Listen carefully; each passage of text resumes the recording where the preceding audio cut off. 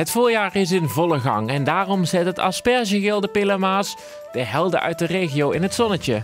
Met een goed gevuld aspergepakket gaat het Aspergegilde onderweg. Vandaag naar Mieke Jacobs in Maasbree, want corona of geen corona, buurtzorg staat klaar om mensen te helpen die dat nodig hebben. Mieke trekt samen met haar collega's de kar van buurtzorg Pelemaas, team Koningslust Beringen Meijergrashoek. De teams van buurtzorg zijn zelfsturend. Dat betekent dat ze samen zaken oppakken en uitvoeren. Mieke coördineert mede de werkzaamheden van haar team. Corona heeft voor buurtzorg net als op andere plekken het werk lastiger gemaakt. Maar een positieve houding heeft hen geholpen om deze tijd te doorstaan. Mieke, goedemiddag. Goedemiddag. Het is weer voorjaar. Alleen als je naar de unieke jassen kijkt en de sjaal die we hebben, de log, dan is het eigenlijk nog veel te koud voor deze tijd van het jaar. Maar omdat het voorjaar is ook de sperjes weer aan het groeien. Dus er is actief het weer in de grond. En als de sperjes actief is in de grond, dan wordt ook het Aspergegilde van Pelemaas actief. Kijk. En zo hebben wij bedacht om dit jaar een aantal lokale helden eens lekker in het zonnetje te zetten. En die lokale helden hebben we aangedragen gekregen van een aantal mensen uit Pelemaas. En daar was stichttreinen van.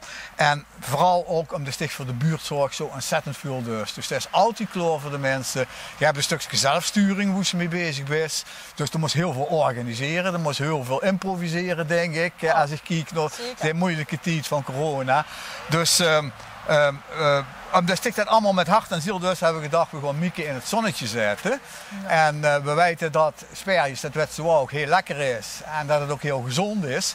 En daarom willen we de keer verrassen met een cadeautje van, namens de telers van de Aspergegilde. Ik zal het even voor dich pakken. Ik ben helemaal perplex.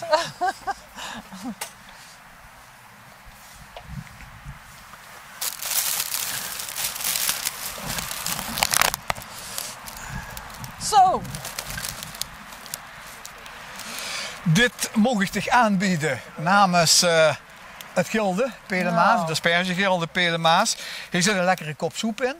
Hier zit alles in om een heerlijke maaltijd van asperges te maken met een lekker glas wijn erbij. Nou. En hier zit ook nog in een strippenkaart.